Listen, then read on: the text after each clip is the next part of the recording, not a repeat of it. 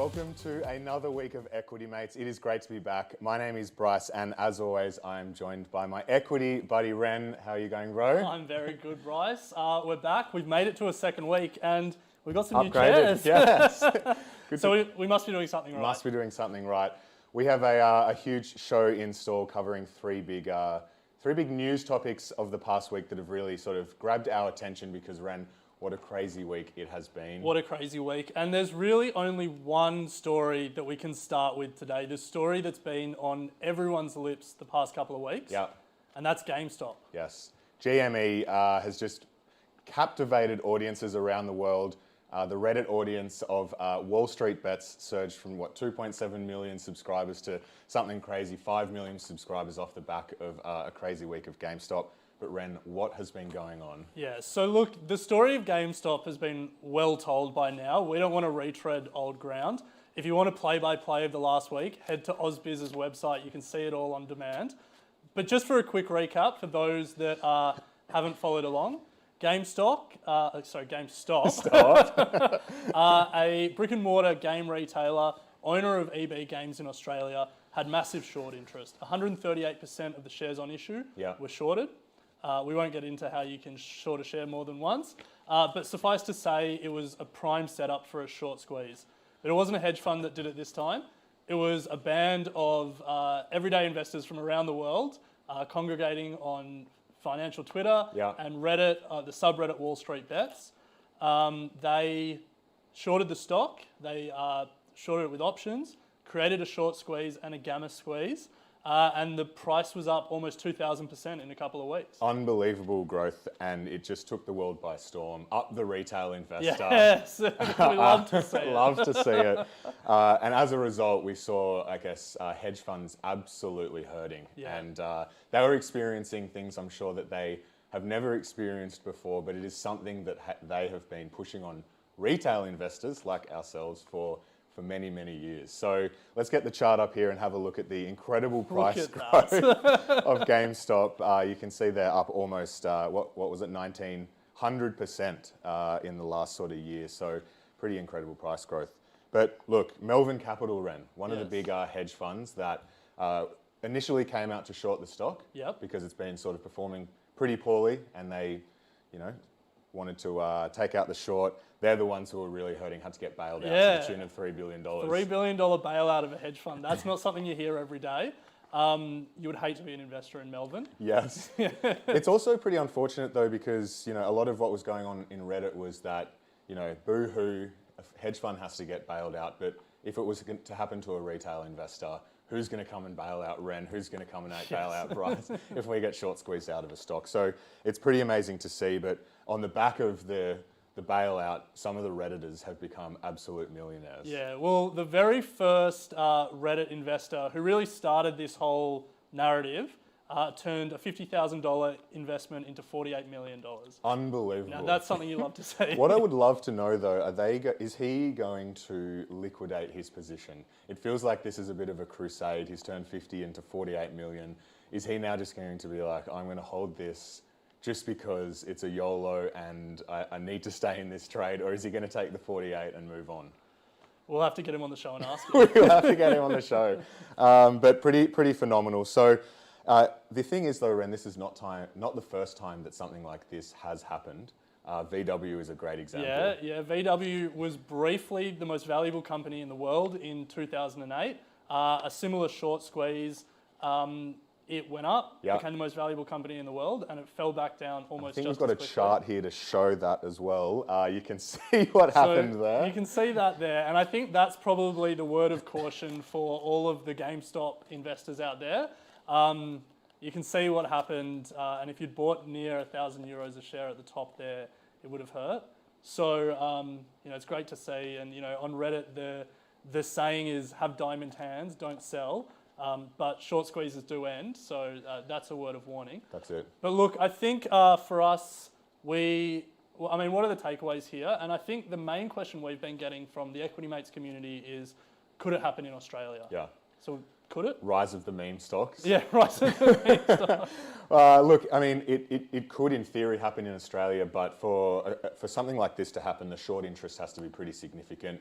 If you look at some of the most shorted stocks in Australia, the Invercares, perhaps the Zips, the short interest is so small, within 6-10%. It's going to take a lot for a repetition of what we saw over in America, and a huge community, perhaps like Equity Mates, to band behind and get this done. What do you think? I think a big difference between the American retail landscape and the Australian retail landscape is the use of options in trading. Yeah. And this GameStop story was part short squeeze, part gamma squeeze. Australian retail investors just aren't using options to the same extent, and so I think we're a little way off. Yeah. So look, we'll keep an eye on what's going on tonight in the US markets. The market's open. GameStop, it could do what VW did and absolutely crash and burn, but it'll be interesting to see how Redditors take this one from here. But let's move to our second news story of the week, Ren, and that is the battle of the tech titans. We have Apple and Facebook going head to head in the boardrooms. And war is brewing. Yeah, that's it. I mean, the business model for the internet for the past 20 years has been offer a free product, collect as much data as possible, and monetize that data by selling it to third parties who can then target ads on Facebook, Twitter, Instagram, the like. And Apple are trying to change that. Apple are saying we've had enough of that, and with their latest iOS update that's coming, iOS 14, they're now saying that if an app on their operating system wants to share data with a third party, they need explicit user permission. Yeah. And so what that means is for an app like Facebook to collect data and then share it with third-party apps, we actually have to opt in to that. I think this is great news, but from the view of Mark Zuckerberg, CEO of Facebook, he is not happy with this, and this was made very clear in one of his most recent earning calls. Well, yeah, before we get to that, Tim Cook came out swinging, the Apple CEO. He said it's to protect privacy, but more than that, it's to stop the forces that are undermining our democracy. Wow, so, big uppercut. Yeah, big jab at Facebook. Yeah. And then Zuckerberg has returned fire on Facebook's Q4 earnings call. We have a brief clip of some of what Zuckerberg said, which we can play now. Apple has every incentive to use their dominant platform position to interfere with how our apps and other apps work, which they regularly do to preference their own. And this impacts the growth of millions of businesses around the world. So I think the key point of this debate is Facebook are claiming that Apple are doing this out of self-interest. No matter what Tim Cook says about protecting democracy, protecting user privacy, Facebook are basically saying that Apple don't make money when their apps and websites are monetized through ads. They don't take a cut of that. But if an app has to sell itself to users or sell a subscription to users, Apple take a percentage of that. And so Facebook have returned fire basically saying that this is just in Apple's commercial interest. Which you can understand for sure, but to be honest, I don't really have a massive issue with what Apple are trying to do. I think it's a great marketing play to start with, as privacy is... Apple notoriously needing more marketing. Well, we know they're one of the best marketers in the world, there is no doubt about that. And I think this is a great marketing play given what's going on in the privacy space and how it's becoming more of a concern for the consumer. Personally as well, I'm okay if I'm going to be getting less targeted ads. Yeah. Although it does mean, Ren, you are going to be getting less shame-worn hair loss ads. So if you have an issue with that, then you better be siding with Facebook. Yeah, well, this is how I wanted to end this segment. Team Facebook, Team Apple, multi-billion-dollar companies, billionaire CEOs. What side of the ledger do you fall on? I will be taking Team Apple on this one. Okay. I think what they're doing is right, I think. Facebook just need to deal with it. They are in the business of advertising. Yeah. It is going to hurt. Facebook need to deal with it, potentially not an existential threat to their business. They'll always be able to sell ads, but the ads will be a lot less valuable. Yes. And look, where are you going to side? Well, look, we're a media business. we thrive on targeted ads. But no, I think Team Apple. And for me, the big takeaway from here and the company to watch is Alphabet. They will have a foot in both camps in some ways. They own the Android operating system. There'll probably be a lot of pressure for them to follow Apple. They won't want to lose market share to iOS from users that are concerned about privacy. At the same time, Google made its bones with targeted ads, and so I'm sure there's a number of people that wouldn't want to see this change implemented and the Google search ad business hurt. So an interesting battle, but the company that I really want to see how they react to this battle is Alphabet. Well, Google will be watching from the sidelines, and that is a nice segue into our final story for the week, and that is another big battle going on between the Australian government and Google, as Google threatens to leave Australia with its search product, which, I mean, Ren, I don't know about you, but do you use Bing? I'm a big Ask guy. Formerly Ask Jeeves. Don't know what happened to Jeeves.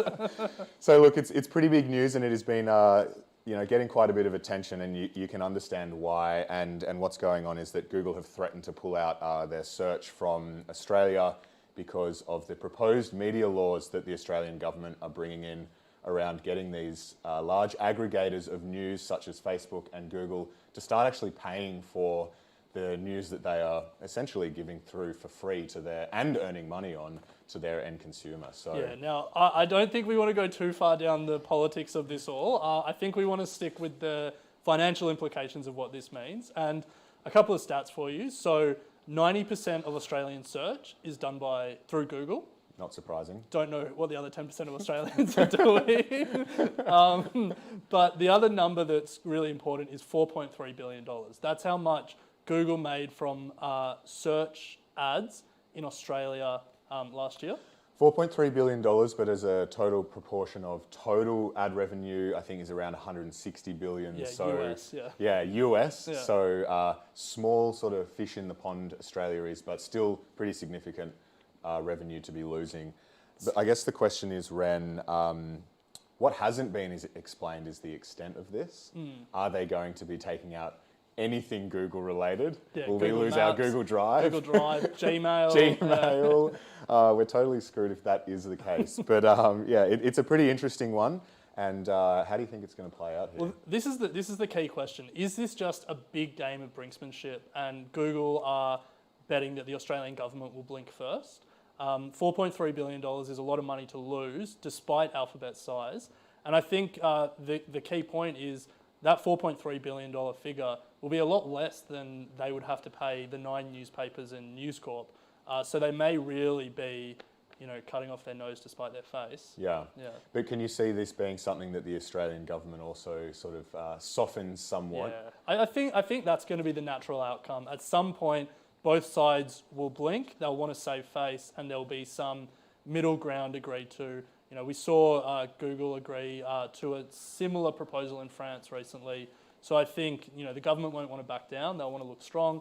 Google are strong, but they won't want to lose that search revenue. So it's a big threat, and it made a lot of headlines, but I feel like there'll be a middle path trod here. And as a shareholder, is this something that we should be concerned about, do you think? I mean, anytime a company is threatening to lose $4.3 billion, you should sit up and take notice. Yeah. I think the big thing for Alphabet though is precedent. Yeah. I think they'll be very conscious that other jurisdictions around the world, other legacy media companies around the world will be watching what's happening in Australia. This policy's been tried before. It was tried in Spain, 2014. Didn't really work. It'll be interesting, but everyone will be watching this. Yeah. Google won't want to set a precedent for letting something that they were getting for free, having to start paying for it. But maybe the government won't want to set a precedent for being bullied around by big corporations over in the US. So pretty interesting times. But that brings us to the end of Equity Mates for Monday. I hope you've been able to get something out of this that helps you on your investing journey. If you would like more information about Equity Mates, head to equitymates.com. You could search that on Bing or Ask Jeeves if you don't want to use Google. But look, we've really enjoyed it, and looking forward to tomorrow. Yeah, tune in tomorrow, same time, same place, where we'll be taking a deep dive in 2 companies that we briefly touched on in our Bold Predictions episode last week, Roblox and DoorDash.